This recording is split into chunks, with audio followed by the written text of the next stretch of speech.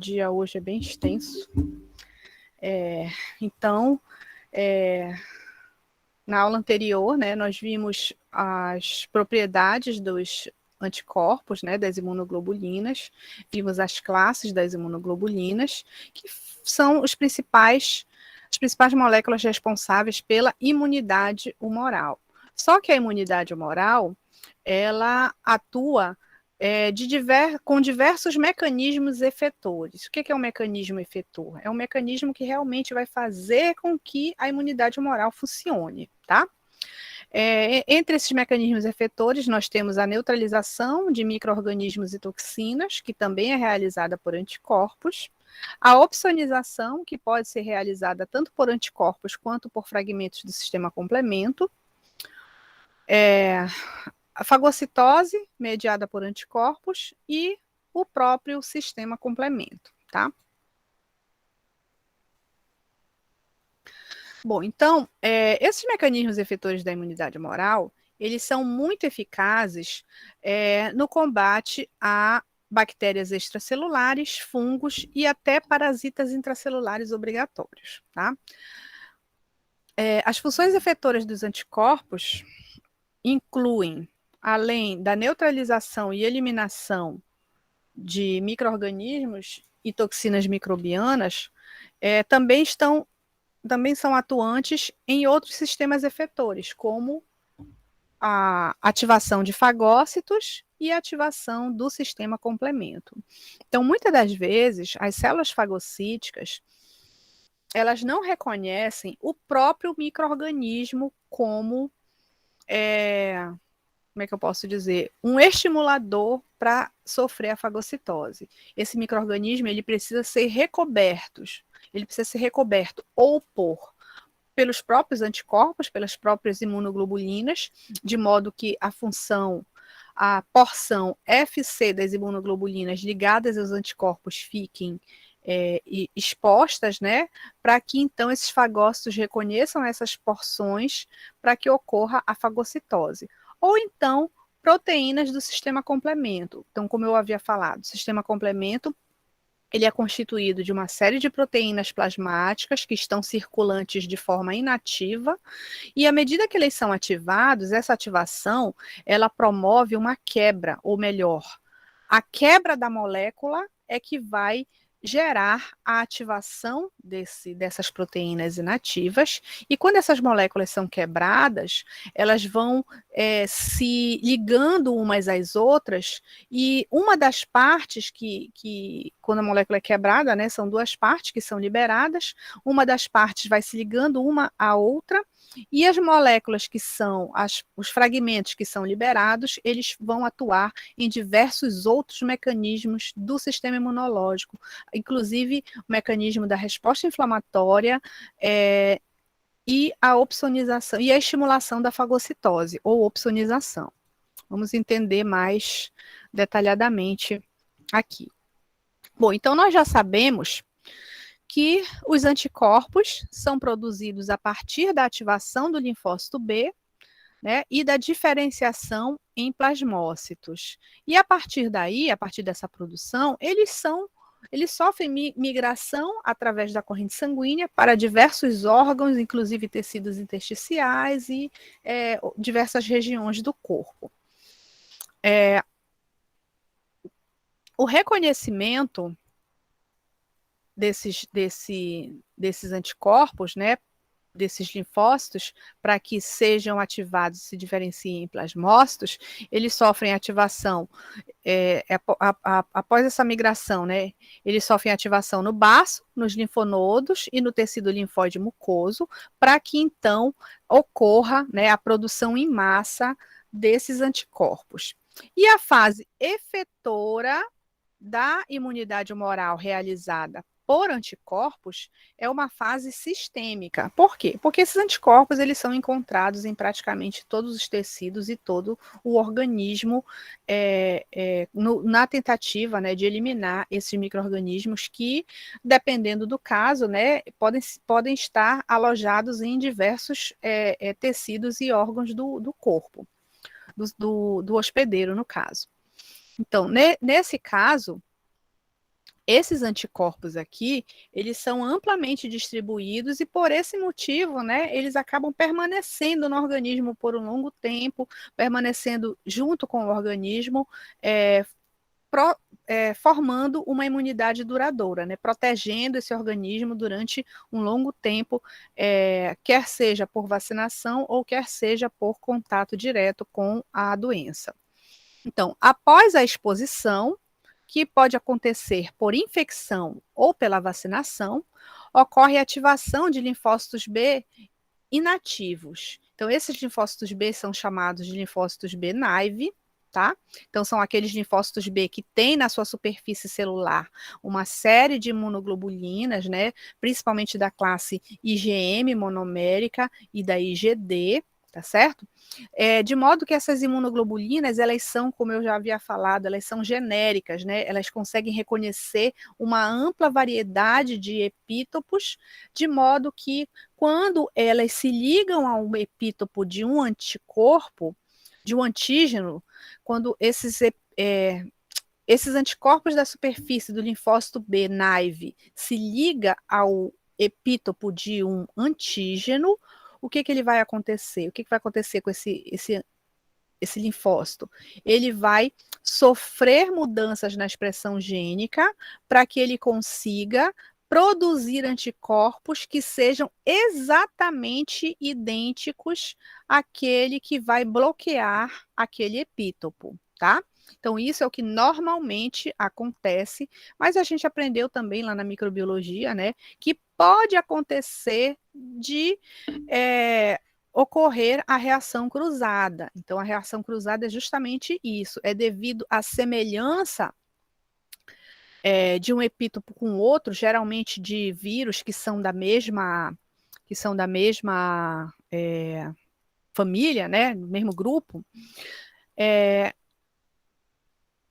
Essa produção de anticorpos, ela vai servir tanto para aquele antígeno específico, quanto para um antígeno semelhante. Então, nesse caso, essa reação cruzada, ela pode ser perfeita, né? Ou ela pode ser imperfeita, gerando, então, complexos imunológicos relativamente grandes, né? O que pode provocar, né, hemorragias, tromboses, como é o caso, né, da dengue hemorrágica, que acontece quando ocorre a infecção por 2 sorotipos de vírus da dengue que sofrem essa reação cruzada.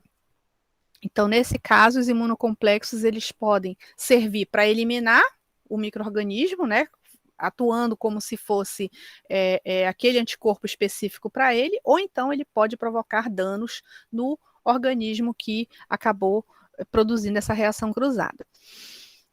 Então, após, né, esse contato com o micro-organismo por infecção ou vacinação, aqui eu estou falando micro-organismo, mas esse contato ele pode ser também com outras substâncias, tá? Como no caso das alergias.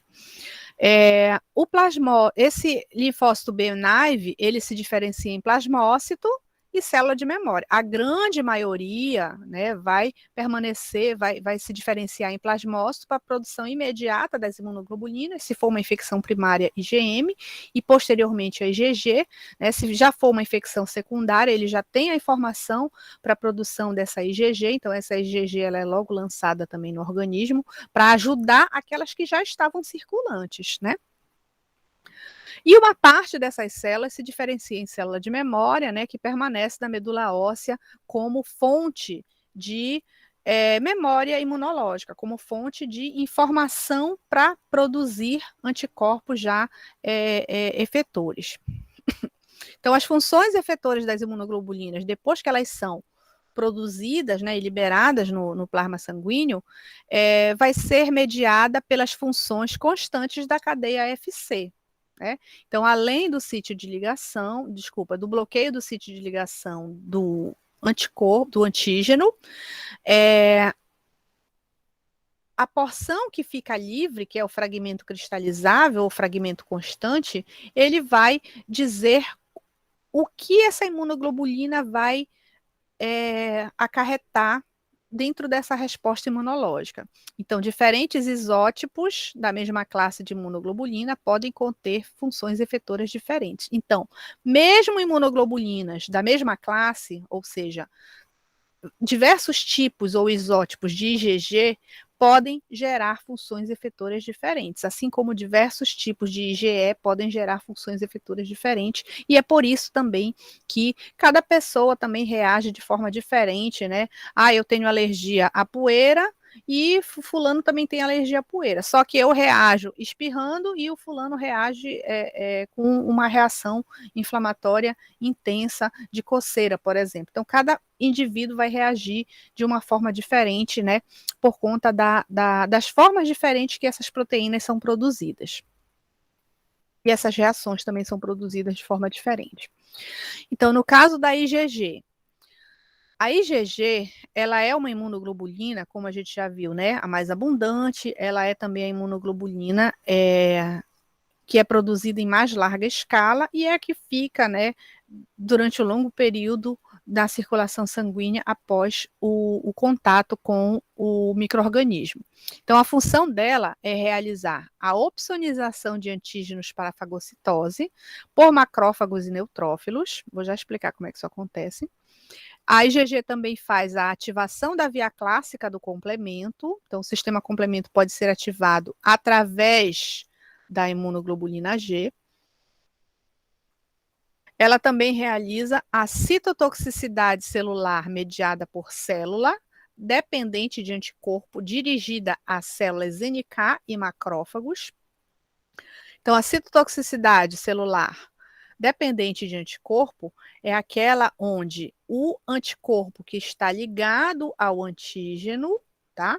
Ele vai ativar uma célula citotóxica para que aquela célula onde ele está ligado seja destruída, né? E quem é que vai destruir essa célula? Quem é que vai ser essa célula citotóxica?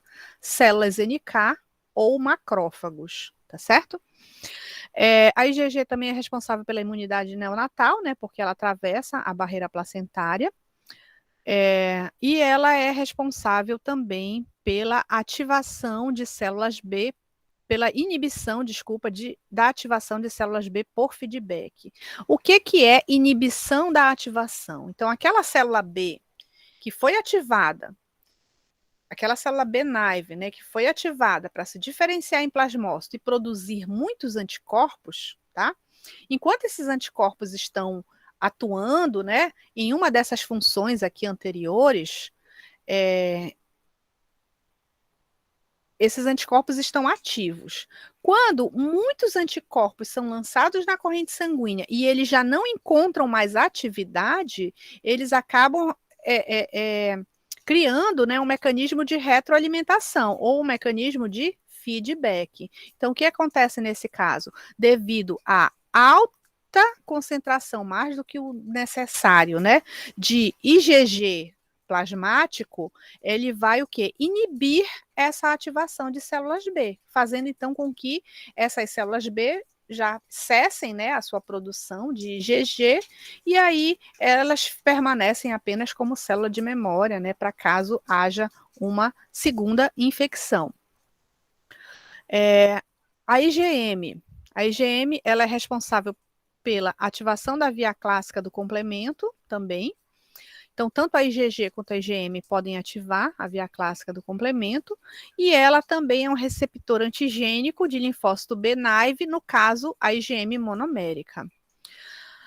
Já a IgA, ela é responsável pela imunidade das mucosas, né? Então, a secreção de IgA está presente no lumen dos tratos gastrointestinal, do trato respiratório, por isso que ela é também conhecida como IgA secretória, né, porque ela é secretada para esses líquidos, para esses fluidos, assim como o colostro, né, e o leite materno, e até mesmo, né,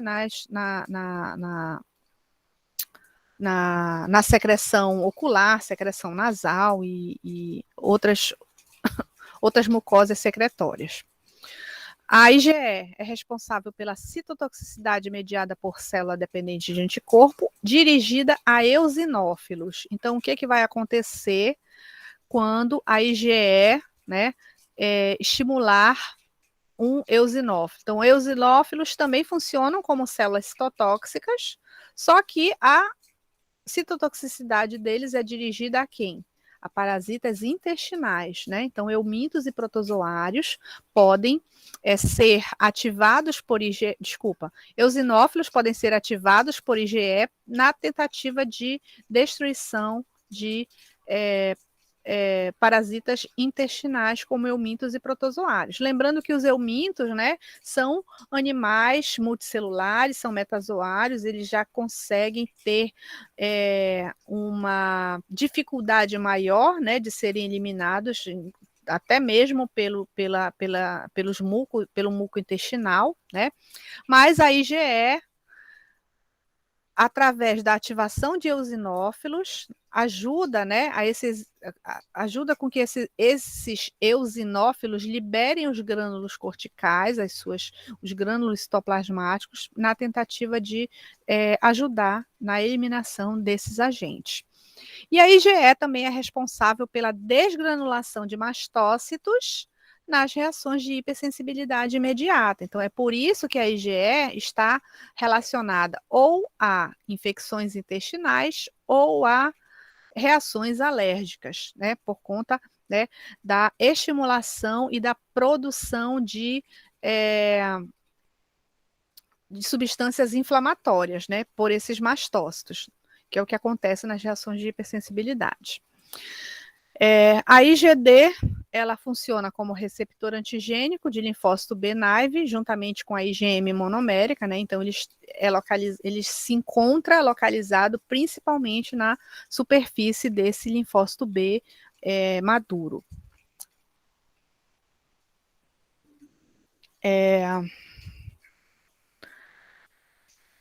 Então, esses mecanismos efetores, o que é que eles fazem? Eles estimulam diversos isótipos, né? De modo que seja ativado ou estimulado aquele que mais se adapte ao combate àquele micro-organismo. Então, o organismo ele consegue modular uma resposta imunológica para que a melhor imunoglobulina, né, seja produzida na tentativa de eliminar esse micro-organismo. Então, o nosso sistema, ele é completamente o quê? Ele é completamente, como é que eu posso dizer? Perfeito, né? Ele é um sistema que consegue identificar a melhor forma de agir na tentativa de eliminar esse agente. Então, o anticorpo, ele vai ativar cada mecanismo efetor quando necessário, a partir do momento em que o antígeno se ligar ao anticorpo, em que esse anticorpo se ligar ao antígeno. Então, o que vai acontecer?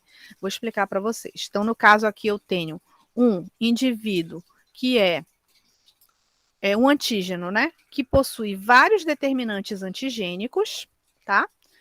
Esse determinante antigênico vai estimular a produção de um anticorpo que vai agir de forma para destruir esse antígeno, tá certo? Através de que estimulação? Aí vai depender de qual seja a natureza desse antígeno.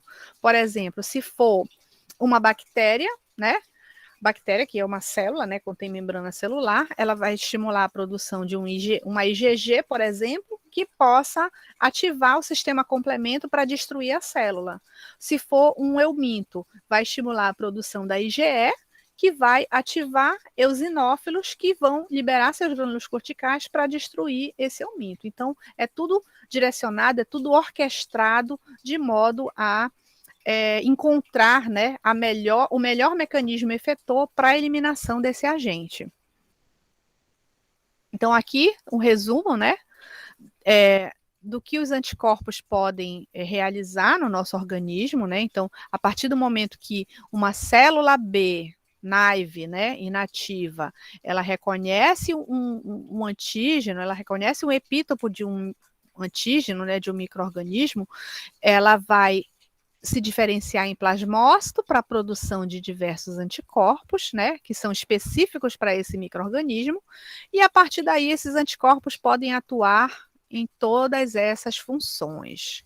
Então, ele pode atuar na neutralização de micro-organismos e toxinas, através do bloqueio do sítio de ligação desse micro-organismo com a célula tecidual, né, que ele gostaria de invadir, ou com a célula-alvo, né, para que essa célula-alvo não sofra os danos que esse micro-organismo causaria, ou ele pode atuar na opsonização e fagocitose dos micro-organismos. Então, aqui eu tenho um micro-organismo que ele sozinho não consegue ativar um fagócito. Então, o que ele vai fazer? Esse fagócito, né, que contém essas imunoglobulinas na superfície, tá? Elas contêm receptores, né? Esses receptores vão reconhecer esses antígenos, vão reconhecer esses anticorpos, certo? A porção FC desses anticorpos para que então ocorra a facilitação da fagocitose. Então, aquele micro-organismo que recebeu a ligação ao antígeno, aquele micro-organismo que tem o antígeno, né, que recebeu a ligação do anticorpo, esse anticorpo ele pode estimular o quê? Um fagócito a eliminá-lo, tá? Esse receptor que reconhece a porção FC desse anticorpo é o receptor FC gama. FC gama por quê? Porque é uma imunoglobulina do tipo G, é uma IgG ou imunoglobulina gama, tá?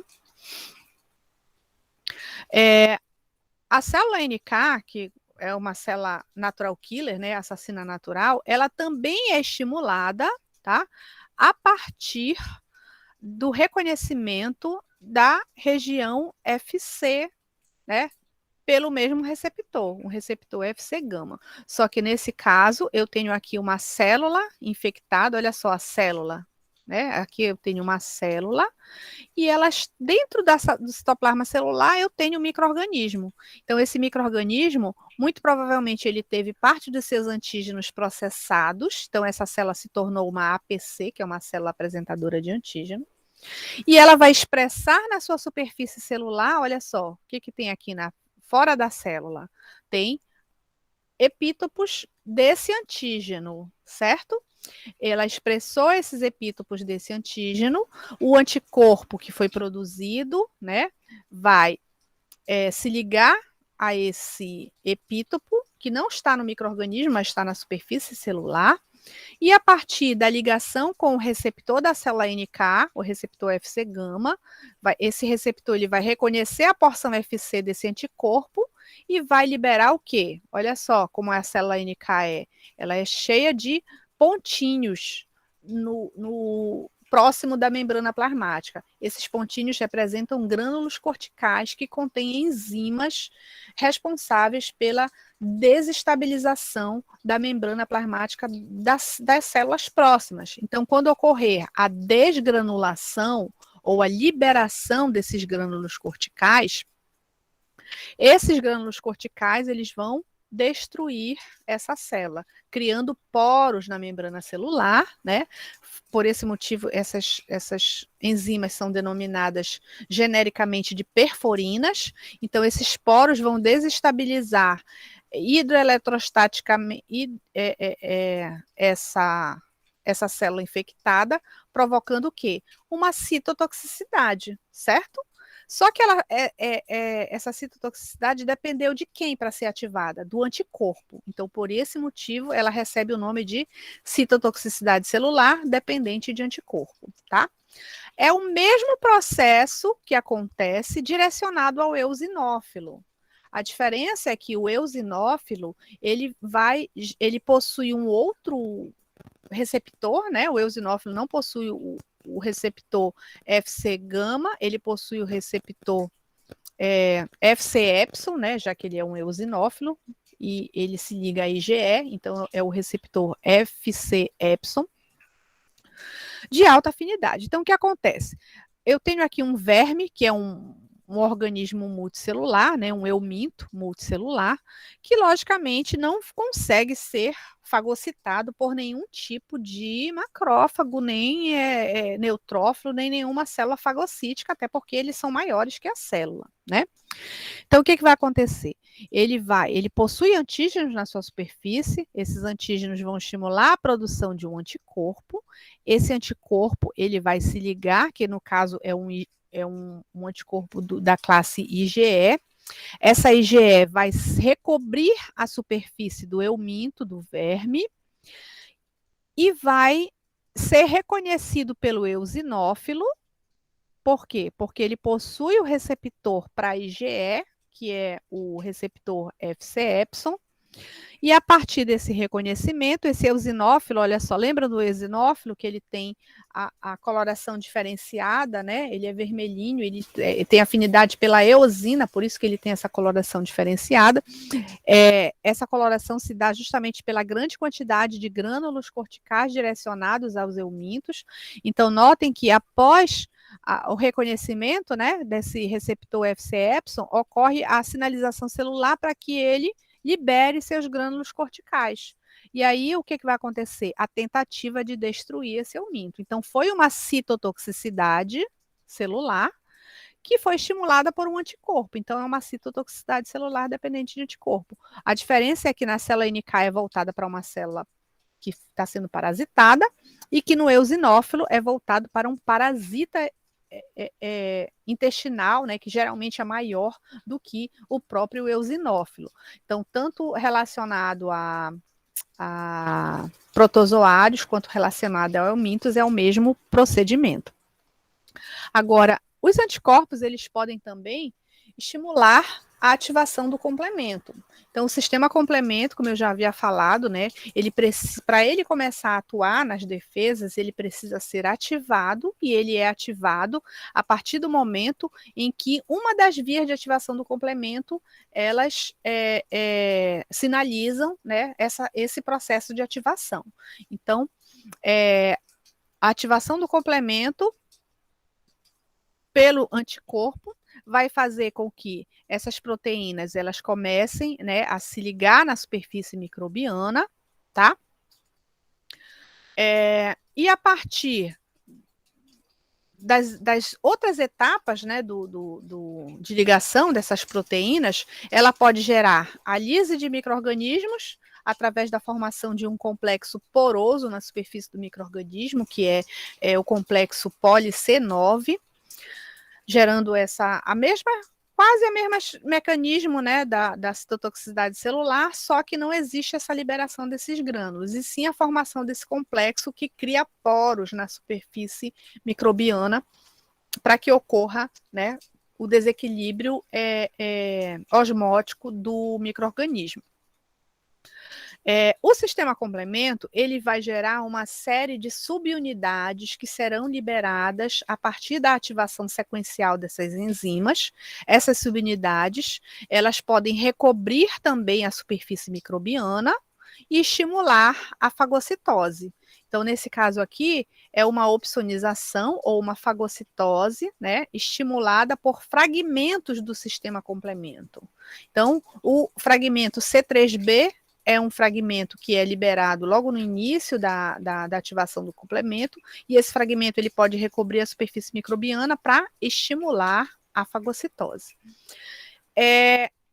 Outros componentes que são liberados durante o processo de ativação do complemento são componentes inflamatórios. Então, olha só, apesar, né, da imunidade humoral estar relacionada mais com a imunidade específica, que é a adaptativa, a imunidade humoral também atua na imunidade inata, né, na resposta imune inata, que é justamente o processo inflamatório, tá? A ativação do sistema complemento pela via do anticorpo, ela faz parte da imunidade adquirida, porque eu já tive a participação do anticorpo, que é específico, né? Mas por outras vias, ela pode fazer parte da imunidade inata. Então, agora a gente vai ver cada uma dessas funções, tá? Então, a neutralização de micro-organismos e toxinas, que é, digamos assim, a função mais imediata, né, da produção de anticorpos, que acontece devido ao bloqueio da ligação com receptores celulares, tá certo? Então, aquele micro-organismo, por que ele está fazendo mal para aquele organismo? Porque ele possui na sua superfície celular receptores que vão se ligar à célula hospedeira e vão provocar ou invasão, ou multiplicação, ou dano àquela célula, ou vão agir como uma toxina naquela célula, como um veneno naquela célula, né? Então, vão prejudicar aquela célula de alguma forma. Então, se ocorrer o bloqueio dessa ligação, o bloqueio desse receptor, essa ligação não vai ocorrer e, obviamente, vai ocorrer a neutralização desse micro-organismo ou dessa toxina microbiana, né? Geralmente, quem faz essa ação, né, de bloqueio de ligação é a IgG, que é a mais abundante, e a IgA, que está presente nas secreções, que geralmente estão localizadas próximos das barreiras físicas, né, que fazem parte da imunidade inata. Os anticorpos, eles ligam-se a estruturas microbianas através de competição ou modificação da molécula da superfície dos micro-organismos. Então, quando não ocorre a dissociação do complexo antígeno-anticorpo, vai ocorrer a competição, né? Então, quanto mais anticorpos se ligarem àqueles antígenos, menos micro-organismos vão prejudicar, né, o hospedeiro. Mas quando ocorre a dissociação, esses anticorpos, eles modificam moléculas de superfície do micro-organismo, fazendo então com que ocorra uma diminuição da capacidade de interação com a célula hospedeira. Então, aquela célula, aquele micro-organismo, aquele antígeno, ele foi modificado pelo anticorpo, de modo que ele já não consegue mais se ligar à célula hospedeira e, logicamente, não vai conseguir mais ou penetrar na célula ou prejudicar aquela célula. Essa neutralização, ela pode ser mediada por qualquer isótipo na circulação ou nas secreções, mas os mais importantes são a IgG e a IgA, né? A IgA secretória e a IgG sérica circulante, através dos fragmentos FAB, de qualquer um desses grupos, né? Porém, os micro-organismos, eles acabam desenvolvendo mecanismos de evasão, provocando mutações nos receptores da superfície da célula-alvo, né? Então, existem casos, né, em que o anticorpo está lá, está sendo produzido, mas o micro-organismo desenvolve uma forma de fugir desse bloqueio. Então, ou ele cria uma nova molécula capaz de se ligar à célula hospedeira, né? Para poder fugir desse mecanismo. Então, aqui exemplos, né, de como ocorre o processo infeccioso sem o anticorpo e aqui com o anticorpo.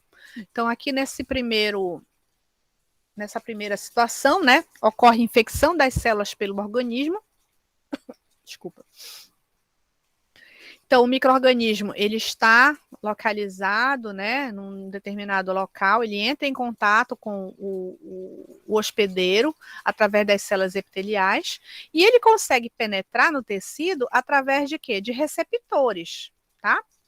Então, o que ele faz? Esse micro-organismo, ele se liga a esse receptor para penetrar na célula hospedeira e aí, a partir daí, ele invade a primeira barreira, né, que é a célula epitelial, tá? Ele invade a célula epitelial para que então ele consiga atingir uma célula tecidual e essa célula tecidual é infectada e aí, dependendo do tipo de micro-organismo, né, pode se multiplicar aí dentro, então pode gerar diversos tipos de efeitos deletérios na célula. Já quando isso acontece na presença do anticorpo, o receptor da célula está aqui, né? Porém, esse anticorpo Desculpa, esse micro-organismo, esse antígeno não vai encontrar esse receptor porque vai estar sendo ocupado ou bloqueado pelo anticorpo que já está presente. Então, aqui seria um exemplo de uma infecção primária, né, sem a presença do anticorpo, e aqui seria um exemplo de uma infecção já com o anticorpo já produzido, ou no caso, né, após um processo de vacinação, por exemplo, né, quando o indivíduo já pegou a doença ou quando ele já foi vacinado contra a doença. Então, esse micro-organismo, ele acaba nem se instalando no hospedeiro, por esse motivo ele não gera a doença. No segundo caso,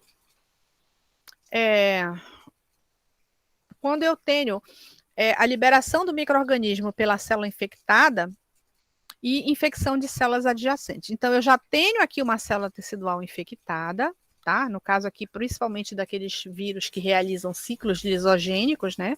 Onde a célula vai se multiplicando, se multiplicando, se multiplicando e transmitindo esse micro-organismo para as suas células filhas, né? Essa célula tecidual infectada, em algum momento, ela libera, né, esse micro-organismo, logicamente, após a sua morte, ela libera o micro-organismo, e aí, então, a disseminação, né, a disseminação da infecção, ela acontece porque as demais células, elas não estão infectadas. Já quando esse anticorpo está presente, o que é que acontece? Quando esse micro-organismo ele é liberado, a partir da lise da célula que ele estava infectando, né? Ele acaba não conseguindo penetrar nas células teciduais sadias porque ocorre o bloqueio do sítio de ligação. No caso da toxina, a mesma situação, né? Quando esse indivíduo ele não tem anticorpos contra essa toxina vai se ligar ao receptor da célula e vai agir de modo a exercer o efeito patológico da toxina. Então, desde sempre, né, eu estou falando. Se for uma toxina hemolítica, tá? Então, o que ela vai fazer? Ela vai destruir a hemácia. Se for uma toxina neurotóxica, ela vai se ligar ao neurônio para destruir, né, a célula nervosa. E assim sucessivamente. Já se ocorrer a presença do anticorpo, né, o que vai acontecer? Essa toxina, então, ela não vai conseguir se ligar à sua célula-alvo e ela não vai provocar os efeitos. É mais ou menos o que acontece no caso, né, da administração de antissoros em acidente com animais peçonhentos. Então, quanto mais, logicamente, no momento que você receber uma picada de um animal peçonhento, aquela toxina presente naquele veneno, naquela peçonha, ela vai começar a agir imediatamente. Então, quanto mais cedo você receber o antídoto, que na realidade é o antissoro, né, mais cedo você vai, mais moléculas de toxina você vai conseguir bloquear, né? Logicamente que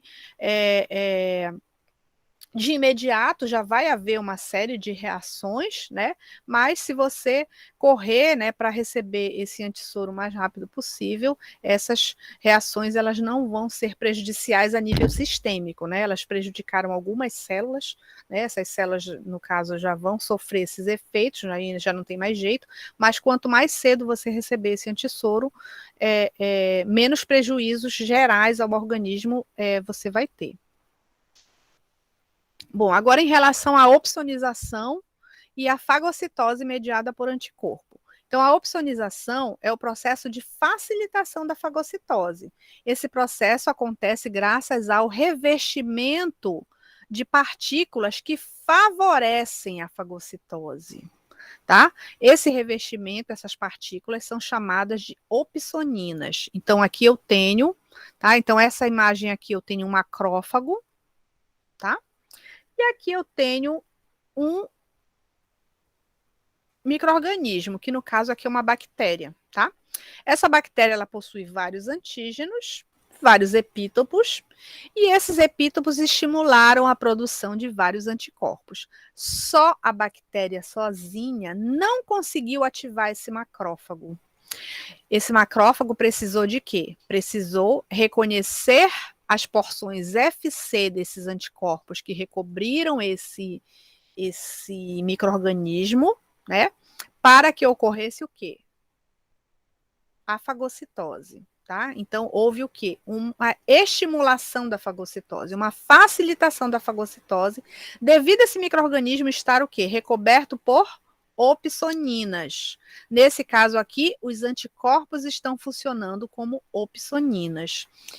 Então, esse micro-organismo, sem esses anticorpos recobrindo a sua superfície, não conseguiriam ser digeridos pelo macrófago, porque o macrófago não conseguiria reconhecer.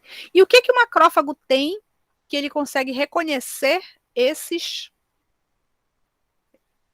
porções FC desses anticorpos? Ele contém receptores, né?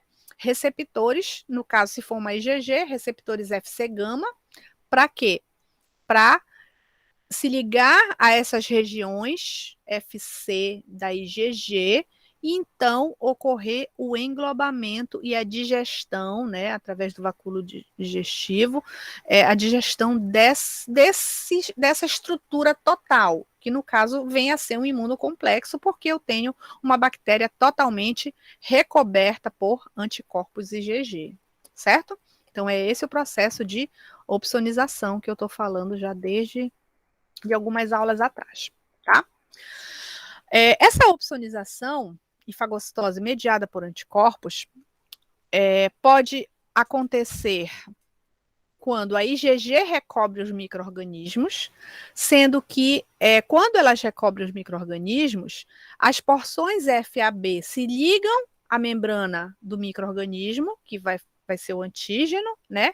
E as porções FC vão ficar expostas, como a gente viu na imagem anterior. As porções FC estão expostas. Essa porção FC vai se ligar aos fagócitos. Só que essa ligação, ela acontece graças à presença do receptor FC gama, certo? O receptor FC gama, ele consegue identificar, ele consegue se ligar a diferentes subclasses de IgG. Por quê? Porque a IgG, tá? Ela estimula a ligação do receptor FC gama R1. Esse receptor FC gama R1 é a mesma proteína CD64, tá? Então, essa proteína CD64, ela funciona como receptor FC gama para reconhecimento de quê? Das porções FC da IgG, tá? IgG que está localizada onde? Na superfície de micro-organismos, tá certo? E a expressão do FC gama R1 ocorre a partir de uma citocina ativadora de macrófagos, que no caso aqui é o interferon gama. Então, o interferon, né, assim como ele pode funcionar como uma proteína, uma citocina antiviral, ele também funciona como ativador da expressão do FC gama R1 para que ocorra o reconhecimento das porções FC da IgG que recobrem micro-organismos, né, na tentativa de eliminar esse micro-organismo, tá? Então, mais uma vez, a gente aprendeu que o interferon, ele não tem só uma função na resposta imunológica. Ele pode tanto atuar como proteína antiviral, como ele pode também estimular a expressão do FC gama R1 para que ocorra o quê? A opsonização. De que forma vai ocorrer a opsonização? A partir da estimulação do interferon. O interferon vai estimular macrófagos a expressar esse receptor na sua superfície celular, fazendo então com que esse receptor se ligue à porção FC dessa IgG. Então, nesse caso aqui, eu tenho um macrófago que começou a expressar na sua superfície vários receptores FC gama R1. Por quê? Porque ele foi estimulado por uma citocina, que pode ser o interferon gama. A partir dessa estimulação, esse interferon gama fez com que essas proteínas todas começassem a ser expressas na superfície do macrófago, e a partir dessa expressão, ele conseguiu reconhecer várias porções FC da IgG para que ocorresse a opsonização e, consequentemente, a eliminação desse agente. Certo? Então, no caso aqui, né, o resumo do que eu falei anteriormente. A opsonização do micro-organismo através da IgG. Como é que ela acontece?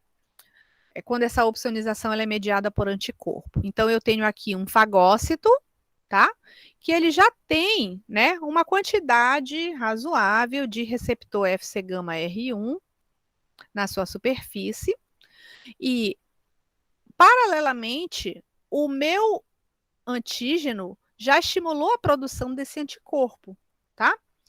Quando esse macrófago, esse fagócito, que pode ser um macrófago ou uma outra célula fagocítica, como o neutrófilo, por exemplo, tá? Esse macrófago, ele vai reconhecer, através do receptor Fc gama R1, ele vai reconhecer essa porção Fc da minha IgG, que já se ligou ao antígeno, né?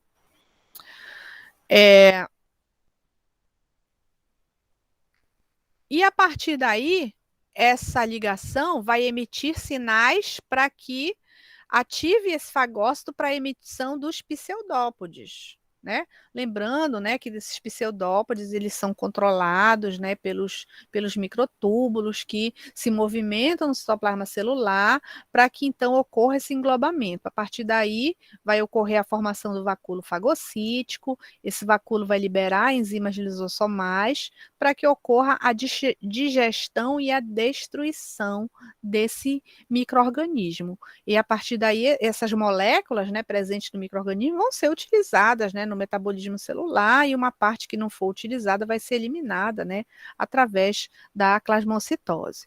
Então, ocorreu a fagocitose do micro-organismo, que foi mediada por quem? Por um anticorpo. Por quê? Porque esse micro-organismo ele só conseguiu ser fagocitado porque ele estava recoberto ou opsonizado por esse anticorpo, tá? E a partir daí ocorreu a morte, a destruição do micro-organismo, certo? Deu para entender o processo de opsonização? Deu. Próxima, certo. Próximo mecanismo da imunidade humoral, a citotoxicidade mediada por célula dependente de anticorpo. Então, aí, dependendo da língua, né, que o livro está tratando, ela pode ser ADCC ou CCDA, né, de trás para frente, que representa a citotoxicidade celular dependente de anticorpo, ou citotoxicidade mediada por célula dependente de anticorpo. Então, essa citotoxicidade, ela é direcionada às células NK e outros leucócitos citotóxicos, como mastócitos, basófilos, eosinófilos, tá?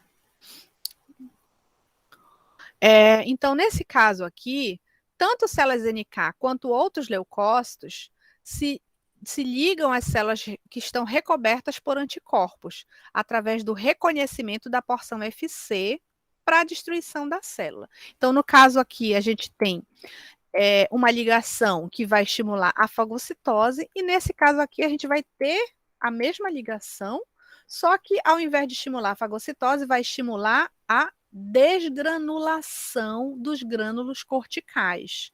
E esses grânulos corticais são aqueles que vão destruir a célula. Então, esse processo é denominado de citotoxicidade. Então, essa célula é citotóxica para outra, desde que ela seja avisada, né, que ela precisa liberar esses grânulos para destruir essa célula.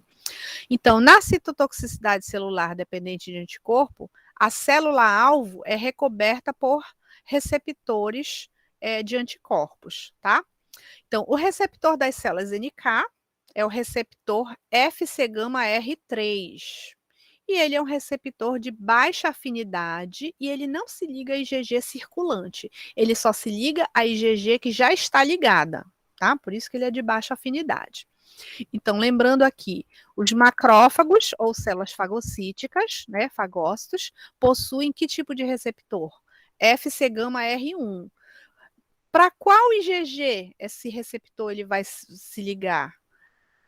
Se é Fc-gama, então é imunoglobulina G, porque a imunoglobulina G que é a imunoglobulina gama, certo? Então, Fc-γ-R1 é receptor de fagócito. Fc-γ-R3 é receptor de célula NK.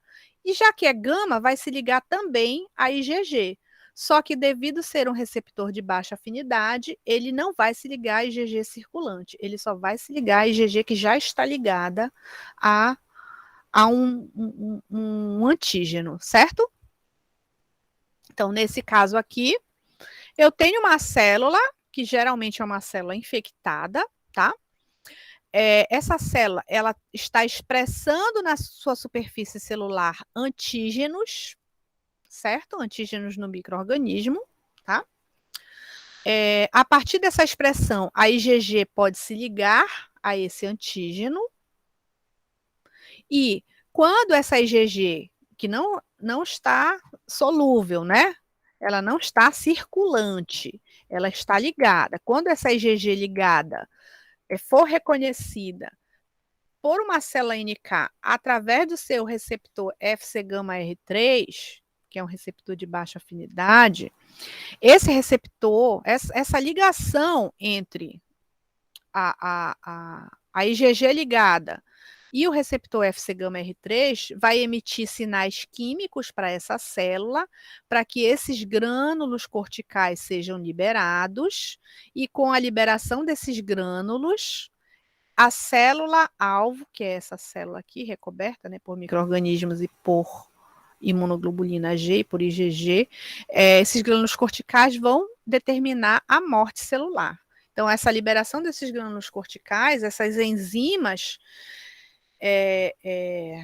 presentes nesses grânulos, vão estimular o quê? O aparecimento de poros na membrana da célula-alvo, que é a célula que está próxima, para que ocorra a destruição dessa célula. Então, ocorre a morte daquela célula que foi recoberta por anticorpos.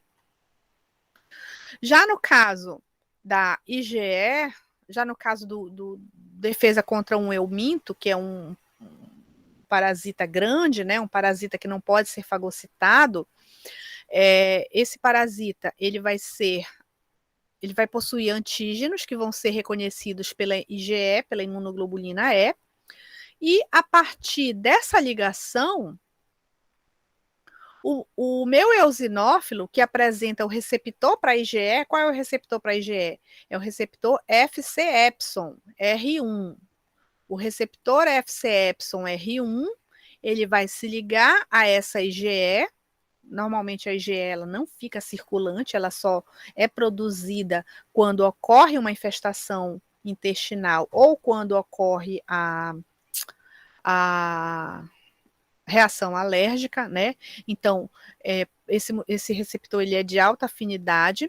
Quando ocorre essa ligação, os sinais químicos são enviados para essa célula para que esses grânulos corticais sejam eliminados e tentem o quê? Destruir esse euminto. É lógico que um único eosinófilo não vai conseguir destruir um verme, né? Que para ele é um gigante. Né? Então, na realidade, isso acontece numa larga escala, né, ao longo de todo esse parasita, de todo esse verme, tá? E a partir daí pode ocorrer a tentativa de eliminação e pode até gerar a morte do euminto. Mas, geralmente, vocês já fizeram parasitologia ou ainda não? Ainda não. Quando vocês forem aprender parasitologia, vocês vão ver, por exemplo, que esses eumintos, né, essas fêmeas de eumintos no intestino, eles liberam centenas, às vezes até milhares de ovos por dia. Então, por conta disso, né, é muito difícil, né, só o nosso sistema imunológico conseguir eliminar esses parasitas só com a nossa resposta imune, né? Mas não é por isso, né, que o sistema imunológico não vai tentar. Então, ele continua tentando, né, mas geralmente é necessário, né, a administração mesmo de um antieumíntico ou um vermicida para ajudar na destruição e na diminuição dessa infestação, tá? Bom, então essa citotoxicidade celular mediada por anticorpo, ela pode ser dirigida a eumintos, já que eles são muito grandes, né, para fagocitose, e eles possuem também um tegumento resistente aos microbicidas produzidos por neutrófilos e macrófagos, né? Já os eosinófilos, eles já são mais, como é que eu posso dizer? Já possuem enzimas, né, mais direcionadas a esse tipo de organismo. Então, os eosinófilos, eles são capazes de provocar a destruição do parasita através da liberação de proteínas presentes nos seus glândulos corticais, a partir do momento em que a IgE recobrir a superfície do parasita, ele estimula a ligação, essa IgE estimula a ligação do eosinófilo a partir do receptor FcεR1 e a liberação do conteúdo desses grânulos, né? Como a gente viu, né, na imagem passada. A partir dessa ligação, esses grânulos são estimulados a liberar e destruir o parasita.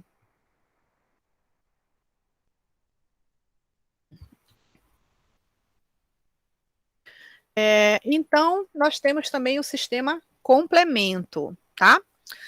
O sistema complemento, ele faz parte da imunidade humoral porque são proteínas, né, solúveis que estão presentes no plasma sanguíneo, tá? Então, a imunidade humoral, ela não é exclusiva de anticorpos, certo? Mas a maioria das funções da imunidade humoral são realizadas por anticorpos. E a gente sabe que os anticorpos, eles são responsáveis pela imunidade adquirida, tá? Então, por isso que às vezes a gente tem aquela associação. Imunidade humoral é imunidade adquirida. Não. Imunidade humoral é imunidade realizada por substâncias solúveis nos líquidos corporais.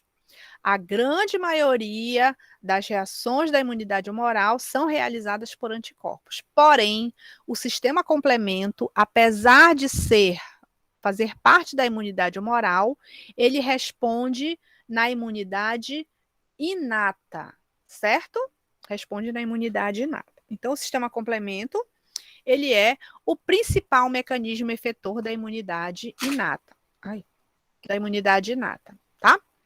Ele foi descoberto por Jules Bordet quando ele observou que o soro, numa temperatura de 37 graus, provocava a lise bacteriana, enquanto que numa temperatura mais elevada provocava a aglutinação. Então, a lise bacteriana, ela é estimulada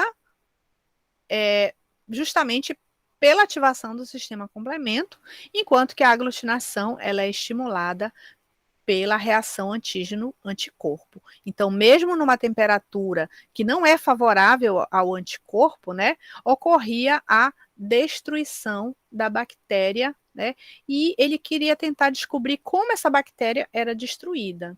E a partir da ativação do sistema complemento e a formação do complexo poliC9, essa bactéria, né, ela acabava sofrendo um desequilíbrio osmótico, provocando, então, a sua morte. Então, esse sistema complemento, ele é formado, né, ele é constituído por proteínas plasmáticas inativas, tá, que estão presentes naturalmente no nosso plasma sanguíneo, que a partir do momento que elas são ativadas, elas sofrem interação entre si e entre outras moléculas, gerando os produtos efetores do sistema complemento. Esses produtos efetores, eles tanto podem permanecer ligados na superfície microbiana, quanto eles podem ser liberados de forma solúvel na corrente sanguínea, agindo em outros mecanismos de defesa do organismo. Então, é tudo, né, perfeitamente orquestrado, de modo a tentar eliminar esse micro-organismo de qualquer jeito. Então, o sistema imunológico trabalha incessantemente com a imunidade inata, com a imunidade adquirida, produzindo anticorpos, ativando o sistema complemento, ativando células NK, ativando macrófagos, ativando fagócitos. De qualquer jeito, o sistema imunológico tenta eliminar esse micro-organismo. Bom, então a ativação do sistema complemento representa uma proteólise sequencial. O que é proteólise? É a quebra de proteínas. E, logicamente, quando a gente quebra alguma coisa, o que a gente faz quando a gente quebra alguma coisa? Vou quebrar aqui esse papelzinho aqui.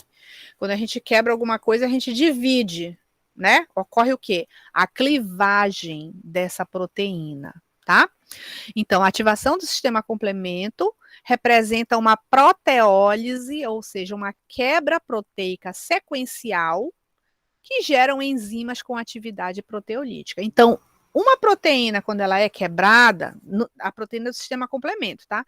Quando ela é quebrada, ela vai gerar uma subunidade e duas subunidades. Uma delas vai agir em outra atividade do sistema imunológico, e essa aqui vai estimular a quebra da próxima proteína, através de uma cascata de eventos, tá?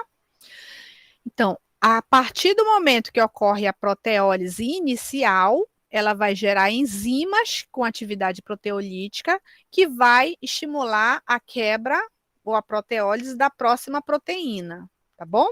A esse processo nós chamamos de zimogênio.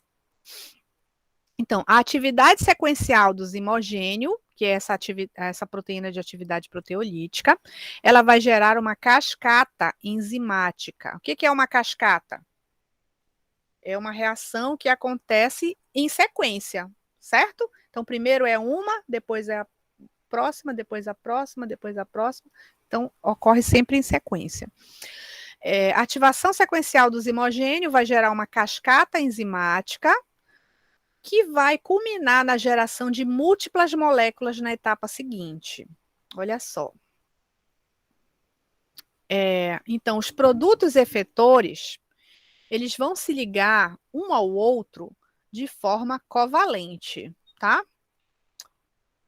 Lembrando que a ligação covalente é uma ligação relativamente forte, né?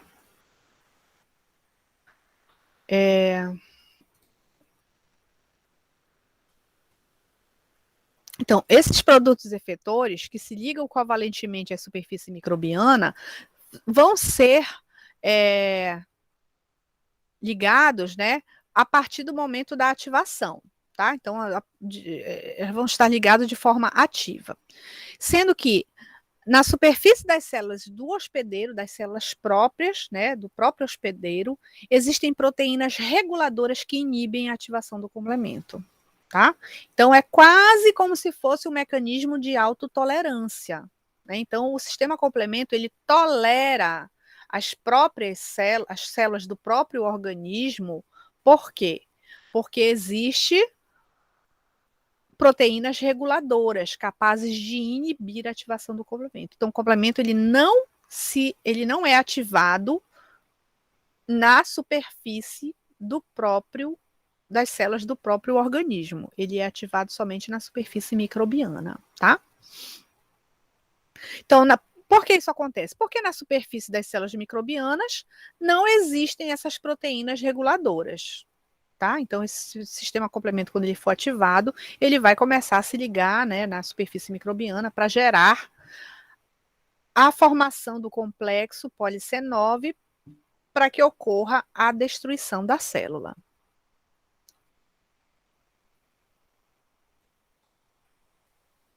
Bom, então existem 3 vias de ativação do complemento. A via clássica, que faz parte da imunidade humoral, da imunidade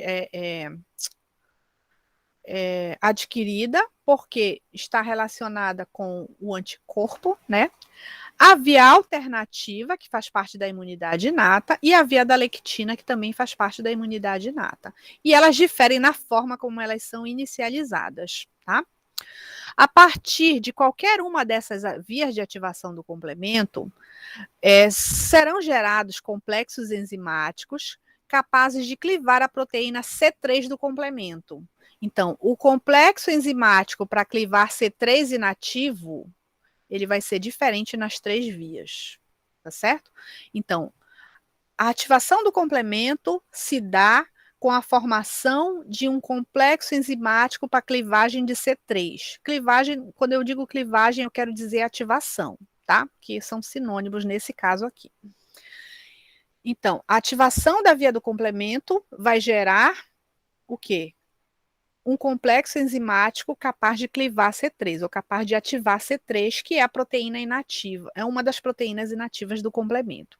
Sendo que, se for na via clássica, na via alternativa ou na via da lectina, esse complexo enzimático vai ser diferente, porque elas iniciam de modos diferentes, tá?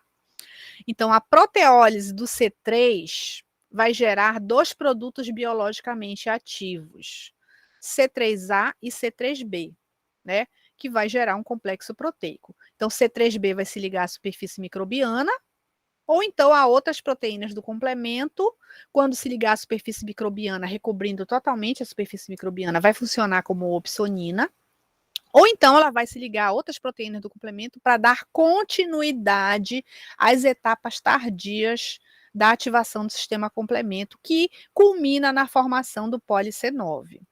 Tá difícil, né? Muita informação? Já estou finalizando a aula, tá? Isso aqui eu estou só dando uma pincelada para o que a gente vai ver na nossa próxima aula, que vai ser o detalhamento dessas vias, tá?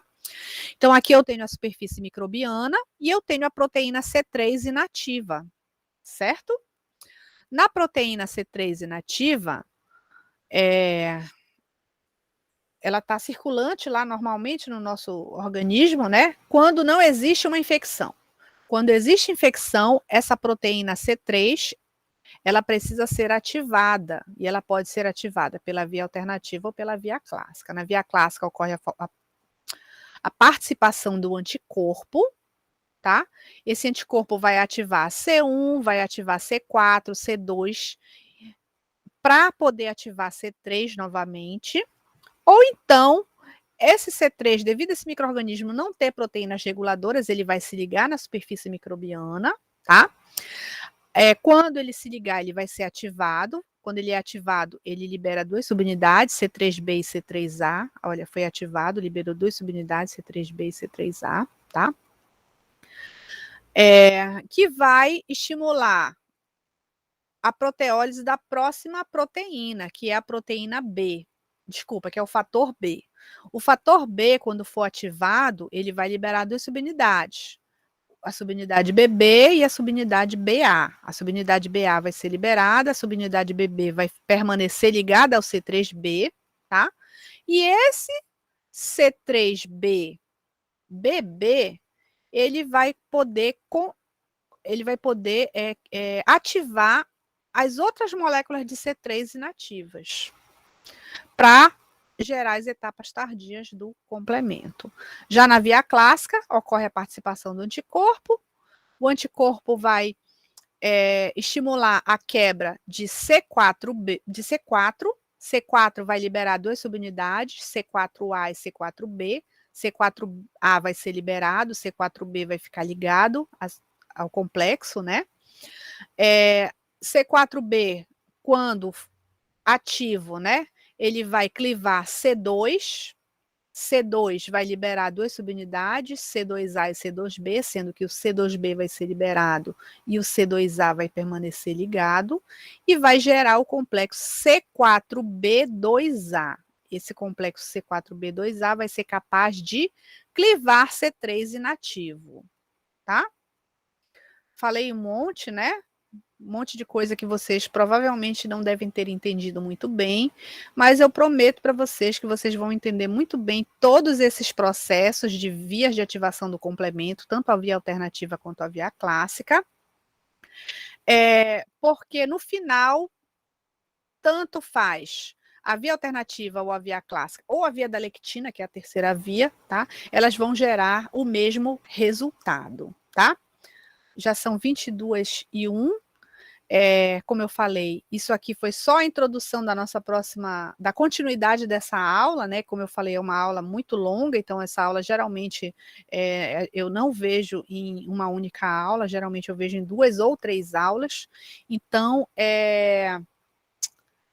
fiquem com essa informação na cabeça de vocês, tá? o sistema complemento, ele faz parte da imunidade inata e ao mesmo tempo adquirida, né? Porque quando ocorre a participação do anticorpo, faz parte da imunidade adquirida, tá?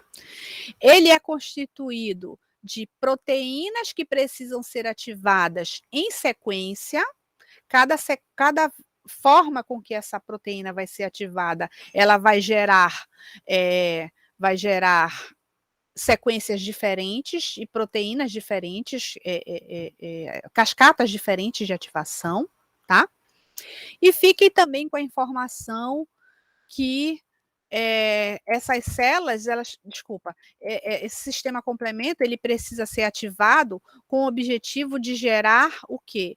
Uma molécula capaz de realizar a clivagem do C3, ou a proteólise do C3, que é a mesma ativação do C3, que é aquela molécula que está presente em larga escala, de forma inativa no nosso organismo, tá? E aí, gente? Estão calados? Estão assustados? Pensativos. Bem. Só um pouco. Tem que reassistir mesmo. Pesado isso aí. Bem pesado, mano, velho. Parece, mas eu prometo para vocês que não vai ser tão pesado assim, porque depois, quando eu for detalhar esses processos, né, eu creio que vai ficar mais claro para vocês, tá? Eu falei rapidamente, até por conta do tempo, né? Mas aí na próxima aula eu já vou iniciar com bem calma, já vou falar bem pausadamente sobre cada uma dessas proteínas, tá? E aí vocês vão entender que essa sequência, ela vai ser muito importante para a gente entender o final da ativação do complemento, que é a formação do complexo poli-C9, tá? Então, vou falar da via alternativa, da via clássica, com todas esses símbolos aqui, né? E o final, que vai representar, esse slide já está lá, né? Vocês podem dar uma olhada, ver se vocês tiram alguma dúvida. E o final da ativação do complemento vai gerar todas essas vias de ativação servem para quê? Servem para a produção desse complexo aqui. Então, esse complexo poli-C9, ele vai formar um poro gigantesco na membrana plasmática. O nome desse complexo é chamado de MAC, ou complexo de ataque à membrana, tá? Vai gerar poros gigantescos na membrana da bactéria, né? Fazendo com que ocorra, né, a destruição por desequilíbrio osmótico dessa bactéria, tá? Então, o objetivo de tudo isso é formar isso aqui. Paralelamente a essa formação, todos os complexos todas as subunidades que são liberadas vão agir em outro mecanismo da reação imunológica, da resposta imunológica, ou na inflamação ou na opsonização, tá? Então, depois eu vou detalhar melhor isso aqui. Como eu já falei, esse slide ele já está lá, né, no Classroom e no grupo. E aí amanhã não, oh, meu Deus, amanhã é outra turma. E aí, quarta-feira a gente inicia novamente essa parte do sistema complemento para a gente rever tudo isso que eu falei e finalmente entender como é que ocorre essas vias de ativação. Tá certo? Certo, professora. Certo. Tá bom. A senhora vai fazer frequência? Não, a frequência é atividade, tá? Atividade eu vou postar também lá no Classroom, que são aquelas 3 perguntas que eu finalizei o slide anterior, que também já está lá. Então, o slide já está lá disponível, vão respondendo as perguntas e depois é só transcrever para o formulário, tá bom? Ok. Tudo bem. Então, obrigada pela presença, pela atenção, e não se preocupem que todas essas dúvidas e esse bicho de 7 cabeças vai ser eliminado, tá? Assim bom, eu espero. Tá certo, então, gente. Obrigada, boa noite, bom final de semana para vocês. Boa Tchau. noite, Boa noite, professora. professora. Nós Bom também. fim de semana. Bom final de semana a todos.